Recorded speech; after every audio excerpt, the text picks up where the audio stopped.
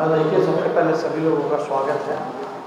हमारे साथ प्रदेश अध्यक्ष जगदा बाबू जी, आदरणीय श्याम रजक जी, मनोज झा जी, लवली आनंद जी, मृत्युंजय तिवारी जी, सुनील जी, कारी शोहेब जी यहाँ आज उपस्थित हैं। ये मैनिफेस्टो नहीं है, जैसा कि मनोज जी ने आपको बताया, ये हम लोगों का प्रण है। प्रण हमारा संकल्प बदलाव का, जो कि सच होने वाला है। इसमें काफ़ी डिटेलिंग और काफ़ी विस्तार रूप से हर एक क्षेत्र को लेकर के हर एक चीज़ों का ध्यान रखने का काम किया है, जिससे हम वाकई में बिहार को खुशहाल, बेहतर, समृद्ध बना सकते हैं। और हमने मुद्दों की बात की है और पहले भी हमने कहा था, जैसे कि इन सभी विषयों में रोजगार, कृषि, उद्योग, शिक्षा, उच्च शिक्षा, रोजगार, महिला सशक्तिकरण और परिवार कल्याण, स्मार्ट गांव, खासतौर पे यहाँ स्मार्ट गांव का जिक्र किया गया है। स्वयं सहायता समूह के बारे में है, पंचायती राज संस्था के बारे में है, सामुदायिक विकास और गरीबी उन्मूलन के बारे में है, पशुपालन एवं मत्स्य पालन के बारे में है, स्वास्थ्य सेवाएं के बारे में है, सरकारी सेवा से जुड़े हुए मुद्दे हैं, बिहार की सांस्कृतिक विरासत और रचनात्मक उद्योग के बारे में इसमें है, खेल नीति हमारी क्या रहेगी इसमें विस्तार रूप से दिया गया है, आधारभूत संरचनात्मक विकास के बारे में इसमें जिक्र किया गया है, जलवायु परिवर्तन से संबंधित हमारी जो प्रतिबद्धताएं हैं, ये सारे लगभग जो हैं हर एक चीज़ों का प्रण हमारा संकल्प बदलाव का विस्तार रूप से हर एक चीज़ दिया गया। इसमें आदरणीय राष्ट्राध्यक्ष लालू प्रसाद जी का, पूर्व मुख्यमंत्री आदरणीय राबड़ी देवी जी का संदेश भी इसमें बिहार के लोगों को दिया गया है। हमने पहले भी कहा, कई दिनों से हम लोग कह रहे हैं, लोग हंसी उड़ाया करते थे कि भाई रोजगार कैसे देंगे, पैसा कहाँ से लाएंगे। हमने कहा रोजगार और नौकरी में अंतर है। रोजगार तो कचरे साफ करने वाला भी रोजगार हो, पकौड़ा तलो वो भी रोजगार हुआ, नाले साफ करो वो भी रोजगार हुआ। लेकिन हम यहाँ 10 लाख सरकारी नौकरियों के बारे में जिक्र कर रहे हैं और पहले कलम से पहले मंत्रिमंडल के बैठक में ये सच होने वाला है कि देश के इतिहास में पहली बार इकट्ठे 10 लाख नौजवानों को सरकारी नौकरियां दी जाएंगी। 4.5 लाख नौकरियां रिक्त हैं स्वास्थ्य सेवाएं में, शिक्षा विभाग में, पुलिस महकमे में। 60% जूनियर इंजीनियर का पद जो है वो खाली है, यानी doctor, nurse, compounder, lab technicians, engineers, professor, teacher, आपके पुलिस बल की जो क्षमता है, जो होनी चाहिए, जो कि अभी नहीं है। हमने उदाहरण भी लिया था मणिपुर जैसे छोटे राज्य का कि भाई 1 लाख आबादी के वहाँ 1000 से ज़्यादा पुलिसकर्मी हैं, लेकिन बिहार में 1 लाख आबादी पर 77 पुलिसकर्मी हैं। तो इन सारे विभागों को अगर हम मिलाएं तो लगभग 4.5 लाख नौकरियां जो हैं कभी भी सरकार दे सकती है। और ये बजट में ऑलरेडी प्लान बजट में इन सारी चीज़ों का व्यवस्था है। पगार की बात होती है, सैलरी की बात होती है, क्योंकि ये पदे रिक्त हैं।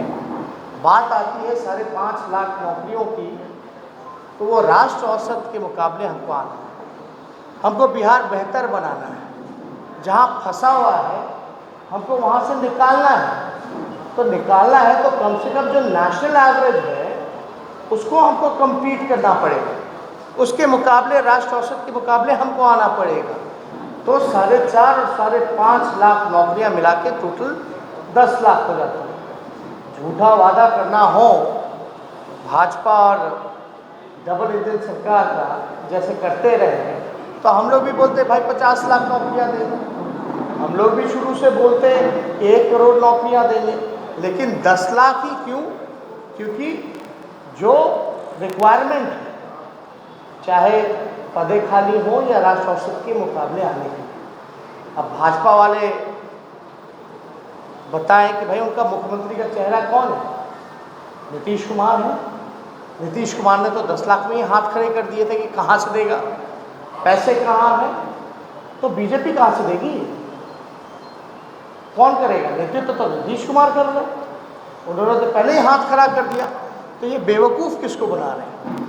बोलते हैं पैसा नहीं है। बिहार का बजट लगभग 2,13,000 करोड़ का है, जिसमें खर्च केवल 60% होता है, 40% खर्च नहीं हो पाता। जो खर्च नहीं हो पाता 40% अगर कुल बजट का अगर निकाला जाए तो 80,000 करोड़ होता है। और डिप्टी सीएम सुशील मोदी कुछ और बयान ही कह रहे थे। अब कहाँ है? जल्दी स्वस्थ हो जाए, हम लोगों की शुभकामनाएं हैं। लेकिन यही सुशील मोदी जी ने 2 बयान दिए थे, आपको याद होगा, 3 बयान, कि संसाधनों की कमी है जब मजदूरों को लाने की बात की जा रही थी। एक बार अपराधियों के सामने हाथ जोड़ दिया था पितृपक्ष के महीने में। चौथा, हाफ पैंट में ये भागे थे जब पटना में जल जमाव था।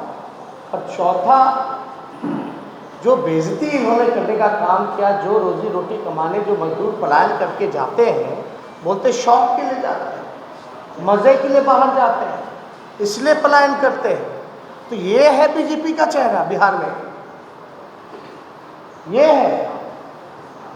और चिट्ठी निकाला जाता है कि मजदूर भाई अगर आएंगे तो अपराध बढ़ जाएगा। अब क्यों खामोश है भैया सरकार? क्या हुआ? कुछ ऐसी अनहोनी तो नहीं होगी जो 40 लाख से भी ज़्यादा मजदूर आए? लेकिन सबके आँख ज़रूर खुल गए थे, इतनी बड़ी संख्या में बिहार में पलायन हुआ है, किसी ने देखा नहीं था। लेकिन लॉकडाउन के दौरान सब लोगों का जो आँख था वो खुल गया, जो पर्दे लगे थे वो पर्दे हट गए। चाहे कृषि का क्षेत्र हो, नौजवान की बात हो, महिला सशक्तिकरण की बात हो, स्वयं सहायता समूह, आंगनबाड़ी से लेकर के जो हमारी